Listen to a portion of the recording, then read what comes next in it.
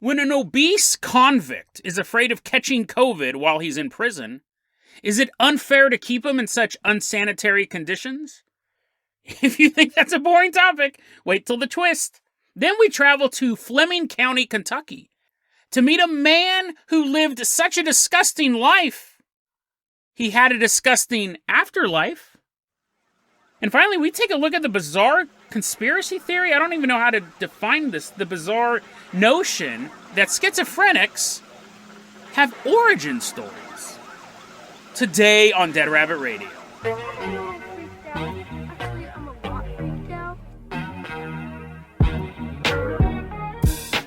Hey everyone, welcome back to another episode of Dead Rabbit Radio. I'm your host, Jason Carpenter. I'm having an okay day, but I hope you're having a good day. I'm having a bit of back spasms, but you know, what are you going to do, right? I got some Western medicine, got some muscle relaxers, and I got a podcast to do. So I'm going to sit in this totally uncomfortable chair for an hour telling my best friends about ghosts, because that is the fun part.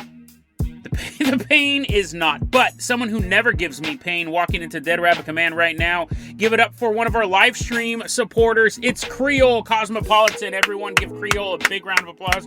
Woo! Creole, you're going to be our captain, our pilot this episode. And if you guys can't support the Patreon or support the live streams or anything like that, I totally get it. Just help spread the word about the show. That really, really helps out a lot. Creole, I'm going to go ahead and toss you the keys to the Jason Jalopy. We're leaving behind Dead Rabbit Command. We are headed all the way out to Virginia. We're driving and seeing like ducks flying by, and there's trees, there's boats. There's been a horrible hurricane. All of this is landlocked.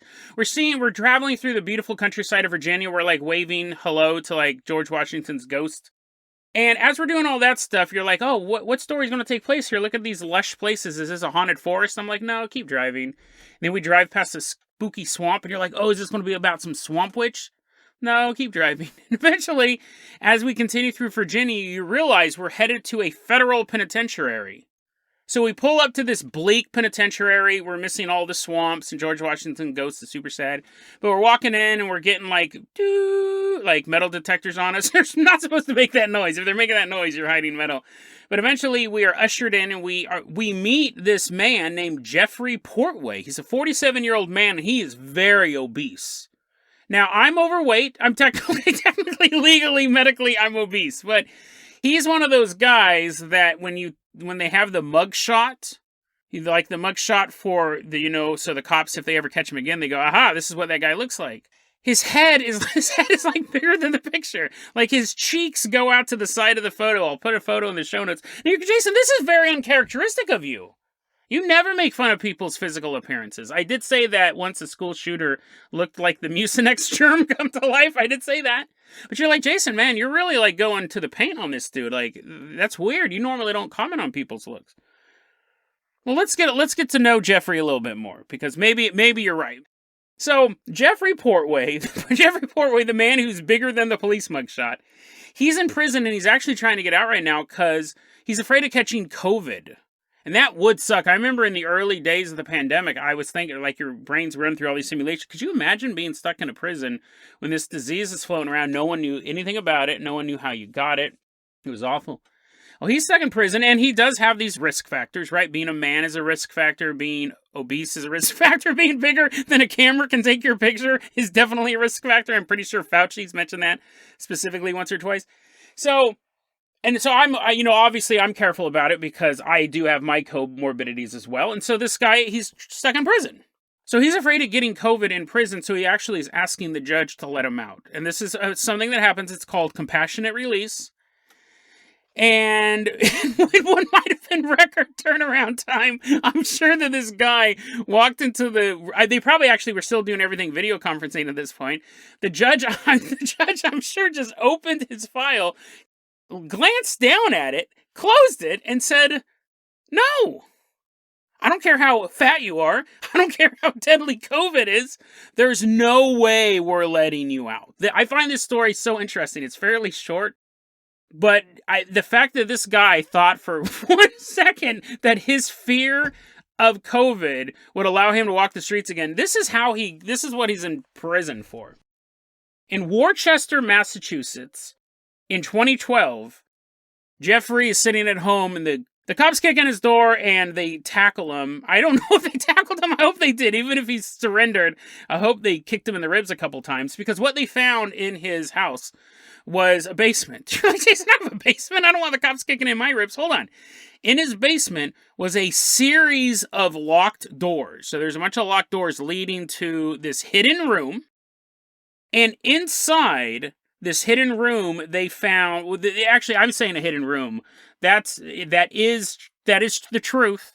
I'm leaving out 3 other adjectives that the news article described. I would be a great defense lawyer. I'm saying it's a hidden room. It was described in the newspaper article and in police documents as a soundproofed dungeon. And in this soundproof dungeon was, I'll tell you this right now, he was not able to carry out any of his plans as far as we know. But in the soundproof dungeon was a chair, a television. You're like, that's just his gaming room. And he wants to be able to play Halo super loud. A chair, a television, castration tools. I paused there for all of my listeners who are like, nope, not this again. I'm giving you enough time now to shut off the podcast. Castration tools and a child-sized homemade coffin. He did not do anything to any kid. I will let you guys know that now. Everything else we're going to talk about will be brief. This will be over in about 45 seconds. He went by the online alias Fat Long Pig. And Long Pig is a cannibal term. Long Pig means human. When you have to describe yourself and you use the word fat and pig at the same time, I'm allowed to say your face won't fit in a photo. He would talk online about wanting to kidnap children and eat them. And he had all of these plans to do it, and he was talking to all these other sickos that wanted to eat kids. See, this shocks me. Like, I get that people do this, but the fact that there's thriving online communities. Like, if someone goes, how many people out there do you think want to eat kids? And I'm like, well, excluding witches from Hansel and Gretel, and excluding, like, Albert Fish, the occasional serial killer, at any given time, I don't know, maybe worldwide, like, I can't say worldwide. I'd say in America, at any given time, there's probably 5 to 10 people who want to eat kids. But apparently that's really lowballing it, because they have these internet communities. They caught him with all sorts of horrible graphic images, a whole collection of them, and most alarming, photos of children who are still alive, their names, and these were like photos he took, apparently. These were photos of kids he knew in the area, and he would talk to people online about eating those kids. So I actually have a really good idea. We should just pump COVID into this dude's cell. And you know what's shocking, too? So he didn't really commit any crimes against kids. He had all these graphic images, horrible, horrible graphic images. I don't even want to describe them. And all of this planning and preparation, he only got 27 years. I'm not a big thing about convicting people for thought crime. That's not a thought crime, though. I mean, there's one thing for someone to go, oh, I really hate the government, I want to blow it up, and start reading books about that. I don't think that should be an arrestable offense. But if he started building coffins for world leaders, like at that point, and if he happened to live in Washington, D.C., if there was a basement in the Capitol building that he had built, like at a certain point, it stops becoming like a thought crime and it starts to become a real crime. Plus, he had all the horrible images. Those were real crime. Only 27 years. So that means if you're born today, when you're 27 years old, this guy will be out. I'm sure there's a better way to tell time. They're like, hey, when's lunch? And I go, well, if you were born today, you'd be 10 hours old by the time lunch is ready.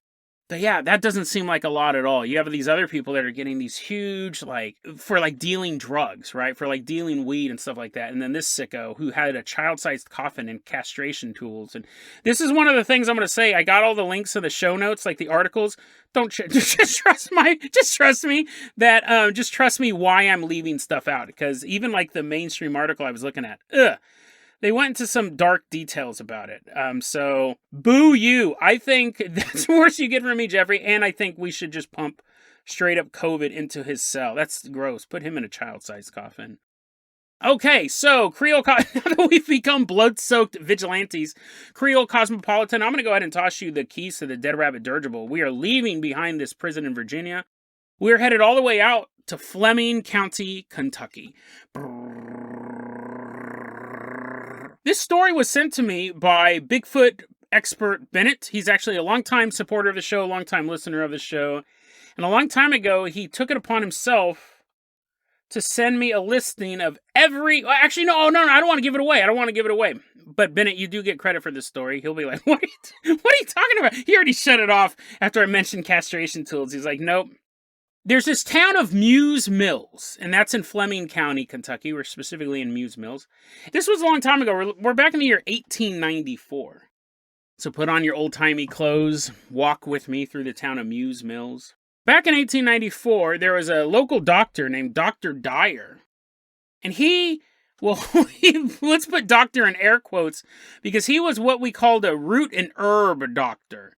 I don't know if he actually had a doctorate in anything, but he definitely, people would come to him and be like, oh, I have the gout. And he's like, chew this herb. And someone else is like, I have a stomach ache. I visited you last week. You gave me a bunch of roots. He's like, oh, I have the perfect cure for you. More roots. He was one of those guys, right? Now we call him homeopathic. But back then, Dr. C.H. Dyer was his name. He's pretty well known in town. He was a root and herb doctor. He's passing all that stuff out. But eventually, like all men do, he dies, right? He was trying to eat as many roots as he could before he died. He's like, maybe one of these will make me immortal. He choked to death on herbs. He dies, and they bury him, as is the custom, since pretty much the beginning of time. A couple weeks go by. People would hear dogs off in the distance running around town. They're like, what is it? Now, back in 1894, dogs showing up in your town, that was a bad thing, right? A pack of wild dogs could really destroy the local economy. It could probably just destroy the locals. But these dogs, this pack of wild dogs, wasn't running into town. It was running into the graveyard and kept trying to dig up Dr. Dyer's body. Get out of here! Shoo! Go away, dogs! Go find some other city to ruin. Dogs would run off. But then they'd come back. And they'd be digging out his grave and they'd be howling. And they'd get out of here, chasing him away with the broom. Actually, probably chasing him away with a shotgun full of buckshot. But anyways, these dogs keep running away. This happens over and over and over again. Now, townspeople are starting to get curious. Why are they so attracted to the grave of Dr. Dyer? So, there's not much to do in 1894, right? So, they're going to have a good old body exhuming party. So, they dig the body up, they exhume the body, and when they open the coffin up, they are expecting to see the body of Dr. Dyer. Instead, they are greeted with the corpse of a 200-pound dead hog in his coffin. Now they're like, wait a second, is he underneath the hog? Dr. Dyer is not in the coffin. He didn't shrink down. He didn't crawl out, presumably, because there's been no zombie attacks. All they know is that when they dug up the body of Dr. Dyer, in its place was a 200-pound dead hog. Now this was reported in a newspaper, but to be fair, this also is this is a newspaper from 1894. And older newspapers did have a habit of making stuff up, like stuff out of whole cloth. Stories about giants, stories about corpses turning into pigs.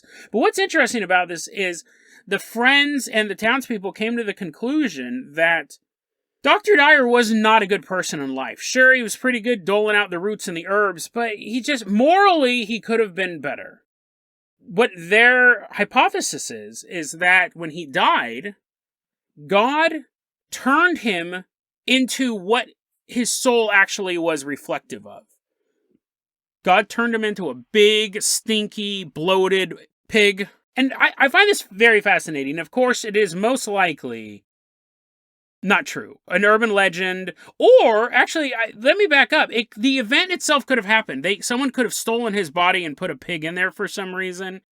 It's possible that the event never happened, that he faked his death. There's all sorts of stuff. But the people in town didn't think of any of that stuff. They came to the conclusion that he was a pig in life, and God turned him to a pig in death.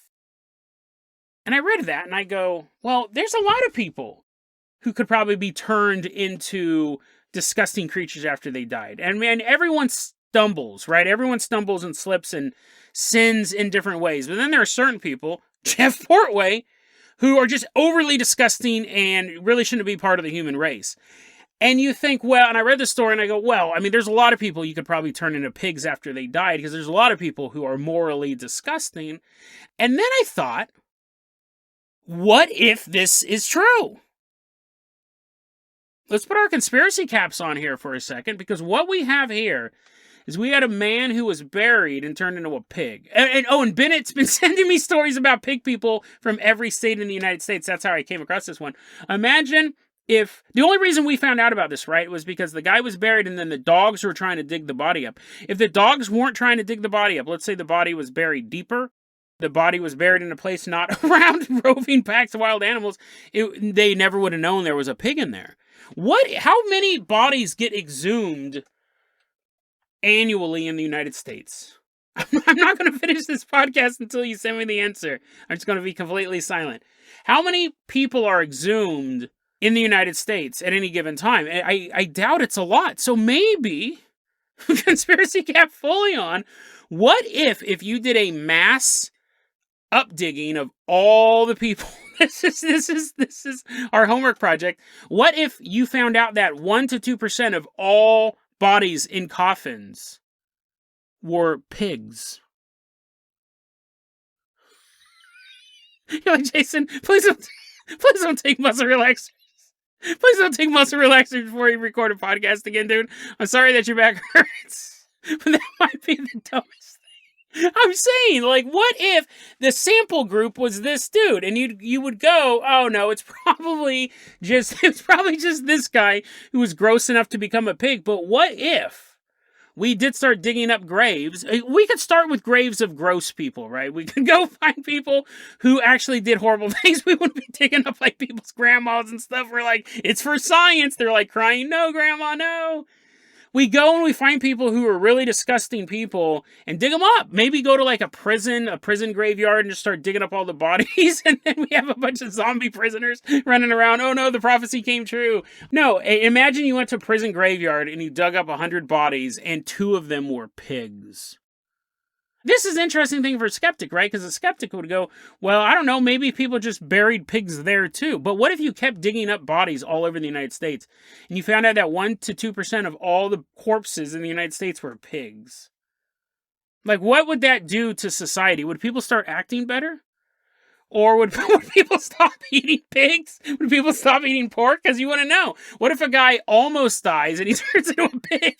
And then he comes out of his coma. He's like, oh no! And then he runs and he's like having a bunch of pig babies and stuff like that. Who knows? The story is most likely fake. The story is most likely completely made up. I'd be shocked if Dr. Dyer even existed. But there's a chance that it did happen, and it's a chance that someone stole his body for medical purposes. Back in 1894, there were body robbers, and they threw a pig in there, and then they almost got found out. But it's also possible that because he was such a horrible person in life, God turned his body into a pig. And Jason, again, Jason, quit saying that. That's the most insane thing you've ever said. So, anyways, I think we should start a GoFundMe. I think we should start a GoFundMe. Exhume America's corpses. Some of them may be pigs. And it would prove religion overnight, right? Maybe that's the big conspiracy. Maybe that's why they want to stop. If this GoFundMe does not raise $10,000, the powers that be are trying to silence us. And I don't want you guys to donate to it. Don't waste your money on it. Get some other people to waste their money on it. Creole Cosmopolitan, let's leave behind this freshly exhumed graveyard. We are headed all the way out to Louisiana. How would you like to be featured on an episode of Dead Rabbit Radio? Here's how. All you need to do is record yourself chanting Earth First, Earth First, and send it to me at deadrabbitradio.com. We're doing a remix of the Dead Rabbit Radio classic episode, Earth First, and I want all of the voices of the Fluffle to be a part of it. So please record yourself chanting Earth First and email it to deadrabbitradio.com. The deadline is February 14th, 2022. In your email, tell me that I have the permission to use your voice, and together we will rise up and fight the Martian menace. Earth First! We're in Louisiana, and there's this little gas station on the side of the road, and we're just kind of sitting there eating some whatchamacallit. And I found this story online, and it opened up a really weird can of worms. It was originally posted by this guy called Gormless Schnitzel. So thanks for posting this. And Gormless is telling us about his uncle. And his uncle has schizophrenia. And it sucks. You know, it's one of those things like he has it and then the rest of the family has to navigate this pathway, and you're just constantly worried. And, you know, sometimes they're not taking their medication and things get worse. And then they take their medication and they feel better, so they stop taking their medication. It's this whole really brutal struggle when you're dealing with a mental illness that strong. So Gormless's uncle, we're going to call Uncle Joe. Uncle Joe deals with schizophrenia. He knows he has schizophrenia, but one day he's sitting there and he tells a little Gormy, have I ever told you my schizophrenia origin story? Have I ever told you how I got schizophrenia? And the nephew's like, what? I didn't know that I thought it was just something that you had. Isn't schizophrenia something you're born with that develops over time? Oh, no, youngin'. That's what they want you to think. But really, my schizophrenia, I remember I caught it on a warm summer day, and the nephew's like, wait, what are you talking about? Are you actually doing a flashback right now? Uncle Joe, before he was Uncle Joe, he was just Joe. And he was hitchhiking through Louisiana. This is what he did for fun. This was back in like the 70s, the 80s, when you could stick your thumb out and not worry about getting picked up by a serial killer. And he would hitchhike through whole states, right? He's not even from Louisiana. He's just making his way around the East Coast and the South and all this stuff. And he's walking down the street, he's getting ready to hitchhike, but he sees a gas station off in the distance, and he goes, oh, maybe I'll get a couple snacks as I go on my journey, hopping into strangers' cars. So he walks in and he goes in the gas station to get a drink, and as he's walking in, there's a man outside, and he stops Joe. And Joe gets a sense that this guy seems a little shady. Like, is he a drug dealer? Is he just some bum? I don't know, but Joe gets a weird feeling from this guy. And Joe goes, I'm looking at this man, and he literally, when I say he's shady, that's almost literally because he had this dark hue to him. It just seemed like he was half shadow. Something wasn't right about this person. The sun is out, it's bright, but this guy is enveloped in shadows, and he looks to Joe, and he hands Joe this really old, weird-looking coin. And he puts it in Joe's hands, and he says, quote, as long as you hold on to this coin, good luck will always be yours. But if you lose it or throw it away, terrible things will happen to you, and your life will fall apart. Joe has just been handed this coin that may be a blessing, maybe a curse, or both. Joe doesn't really think much of it. He goes, thanks. And he said he walked into the gas station, he bought a soda, and $1 scratch-off ticket. That's weird. He actually won $250 on this lotto ticket that he just bought. He totally freaks out. In a good way, and in a bad way. He is a very religious dude. He's a very devout, born-again Christian. So when he's looking at this coin and he realizes what just happened, he thinks that the devil is who stopped him outside of the gas station. So he runs out of the gas station, and the man is gone. He's all looking wherever there's shadows, he's gone. Because he wanted to give the coin back to this man. He didn't want this power. Because this has to be demonic. Looking at this coin, and it looks ancient, it doesn't look right. So his rationale, after using this coin and winning this $250 lottery ticket, and being warned, if you lose it or throw it away, terrible things will happen, he takes that coin and he throws it into a swamp, which was right next to the gas station because we're in Louisiana. And the coin sinks into the murky water below, and he hitchhikes his way back home and tries to put the encounter behind him. But that was the day his schizophrenia began. Super interesting story, and it's bizarre on so many levels, and we're not even done yet. This story is not alone. It's an interesting story on so many levels. On one, schizophrenia, you may have events that spark it. I know sometimes, like marijuana, if you're predisposed to schizophrenia, I'm sure the science is mixed on this, but I've seen this in quite a few articles. If you're predisposed to schizophrenia, smoking weed can actually trigger it. So you can have that instant thing. I don't know about schizophrenia all over. I assumed that it was a slow buildup. Like, you have it, and then you start to have symptoms maybe in your early 20s or early 30s. But I don't think the doctor can be like, February 2nd, That was the day you got schizophrenia. Like, if you had come in a couple days earlier, we might have been able to, get you treated. But I think it's an ongoing thing. I don't think it's the same. I mean, I don't know, actually, if you could specify a day. But Gormless puts in their post, they said, he's schizophrenic. We know he's schizophrenic. He's been diagnosed as schizophrenic. So did this event even happen? Did any of this happen? Is he making it completely up? Or was it kind of true? Someone gave him a quarter and he walked in and maybe won $250 on a lottery ticket that day, and he backtracked and kind of remembered the story wrong through a schizophrenia filter? Is that possible? Or, in the world of the paranormal, right? In the world of the paranormal, we talk about this. Was this a trigger? Now, it seems very insensitive to say that, right? I know schizophrenia is a disease, and I'm not trying to say that anyone who has schizophrenia is cursed by an evil hobo wizard from a gas station. But it's interesting, in his mind, that's what happened. In his mind, that was the day he became schizophrenic. He was totally normal until he threw that coin into the swamp. And if that story was in and of itself presented to me, I would still find it completely fascinating the way the human brain works. Still would have covered it on Dead Rabbit Radio. But as I was looking through the replies to this post, Uncle Joe's not alone. There were so many examples of this, I could only pick out, I hate to say the best ones, because this is about human suffering, but you had other people. This one guy says, hey, my cousin has schizophrenia, and before he really started exhibiting symptoms, but again, because you have that long buildup, you may not know it, he was super into demons. He was super into black magic. He was really about exploring this world. Now, a lot of us, right, we're paranormal researchers. We do discuss demonology, and we do explore that stuff. But then there are people who they're like, get out of the way, ghosts. Get out of the way, UFOs. I just want the demons because I want to have their power. They're basically the demonic power versus the us being curious, trying to figure out how all this stuff works. And that was this dude's cousin. He was into demons and black magic.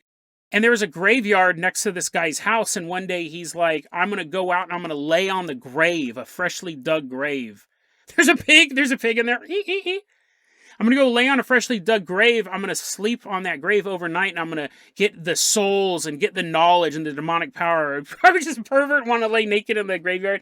Anyways, the next morning, he woke up, and that is his schizophrenia origin story. He told his cousin, yeah, I did that. I laid naked on the grave, and that's how I got schizophrenia. The cousin's like, that's not how it works. That's not how it works. Here's this other story about a young woman who, her best friend was a witch in high school. And the witch cut this young woman's hair and dyed it. And they hung out, but after a year, the witch stopped hanging out with this young woman. But the young woman, over time, began to hear the witch's voice in her head. And that's how she got schizophrenia. She believes by being in such close contact with this magic user, gave her schizophrenia. That's what gave her schizophrenia. And the voices in her head are of this witch. Again, that's an interesting... Is that story real? Like, did she actually go over to this girl's house every day for a year after school, and she got her hair cut and her hair dyed? And like, what part... That to me sounds even more fake, because who wants to go hang out with a witch every single day? And the fact that the witch's voice was the voice in her head, I find so weird. But to her, that's when it started. She was completely normal, had a perfectly normal life until she visited that person. You had one where a guy just ate some bubble gum that was offered to him. It wasn't just his friend at work. This was like in a really rural area. They said, yeah, there was this witch doctor farmer. They're a witch doctor and a farmer, and one day they offered this guy some gum. Hey, you want some gum? Yeah, sure. Nom, nom, nom, nom. Gave him schizophrenia. And again, this was like maybe 2 days of posts. If you could get, whenever you look at something that has this many diverse responses in such a short amount of time, it really makes you think this must be so common. I'm wondering if this is the norm. I'm wondering if most people who have schizophrenia, if you sat down and asked them, how did you get it? I mean, that might be super insensitive, but I bet you they do have origin stories. And it's weird because the mind is going haywire. And the mind has to figure out why is the brain working like this all of a sudden? So you have to think, are these stories completely made up? Did this person never walk into this gas station, never given a coin, and none of it happened? Or is it taking elements of something that really happened on a monumental day for his mental health, but it wasn't magic based? And then you have to look at the paranormal answer that maybe it was magic based. And then you look at the answer that this might have been the first one, that it was all made up in the first place, that this never happened and all. Fascinating story. And it's creepy. Because all of these scenarios we could find ourselves in. Okay, maybe not sleeping naked in the graveyard, but being into paranormal stuff, being into demonology and things like that. You know, my dad used to be a Southern Baptist minister, and he would tell us, you know, because you have to study demonology, you had to study all this stuff to be a minister, to be ordained a Southern Baptist minister. That's actually not true. You can be ordained as a Southern Baptist minister by your local church, but he was going for like his master's or his doctorate or something like that, so he was going to seminary and all this stuff, and they did study demonology at the seminary.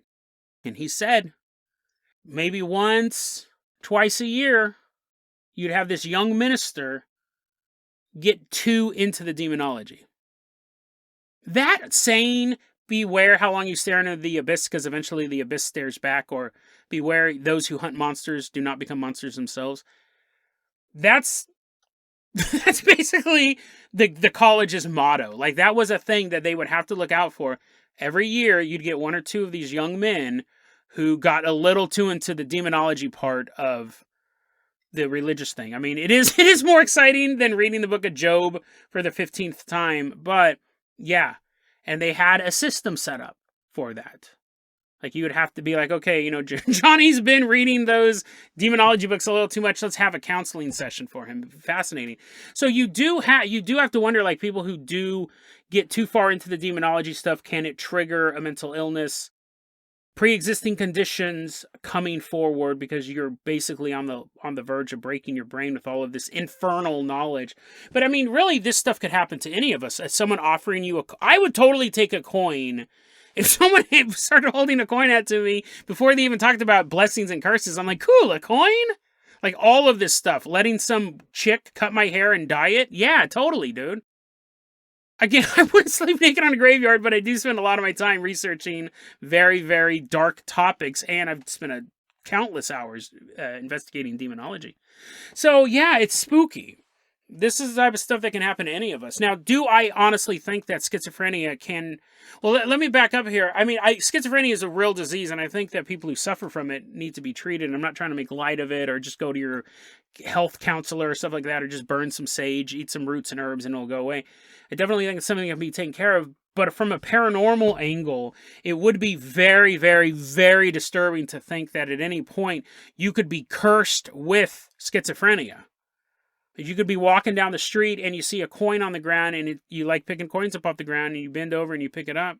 You didn't know that was a cursed coin. You didn't know that the previous person just threw that out of their car. Now you have this coin, you know none of the powers of it, but you notice you have a luckier day than normal.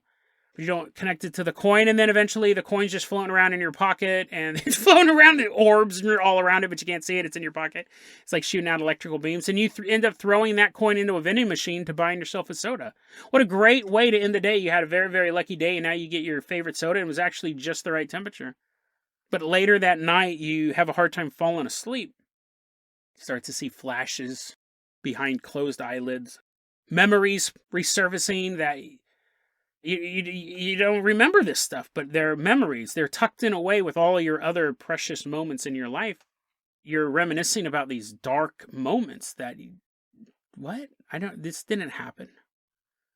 You finally fall asleep after a few hours of rolling around in bed, as your brain is being rewired. Chemicals becoming imbalanced. Synapses ceasing to fire the way they were designed to. When you wake up with a different worldview. You wake up in a different world. You can't put your finger on it, but something's not right. And you start that long and arduous journey navigating through your own reality, while your friends and your family sit on the sidelines wondering what is going on with you. Until finally it culminates with you having to get a medical diagnosis. You have a very, very serious mental disease. As the years wind by and you struggle with this, you'll always wonder. You will always wonder, was this something that was medically present in me this entire time? A ticking bomb waiting to go off, and it eventually did? Or did this happen because you picked up that coin on the street? Your life was going great until the luckiest day of your life, and then everything that was normal disappeared. Was it because of an underlying medical illness, or was it because of a cursed coin?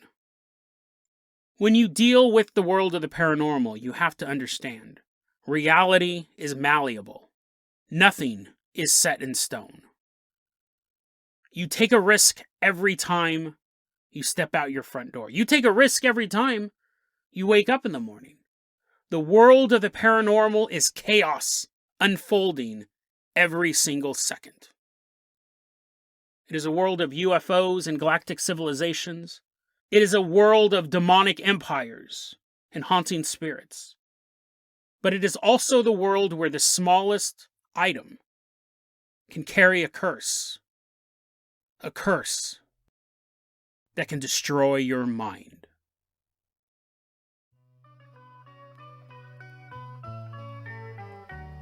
DeadRabbitRadio@gmail.com is going to be our email address. You can also hit us up at Facebook.com/DeadRabbitRadio. TikTok is at DeadRabbitRadio. Dead Rabbit Radio is the daily paranormal conspiracy and true crime podcast. You don't have to listen to it every day, but I'm glad you listened to it today. Have a great one, guys.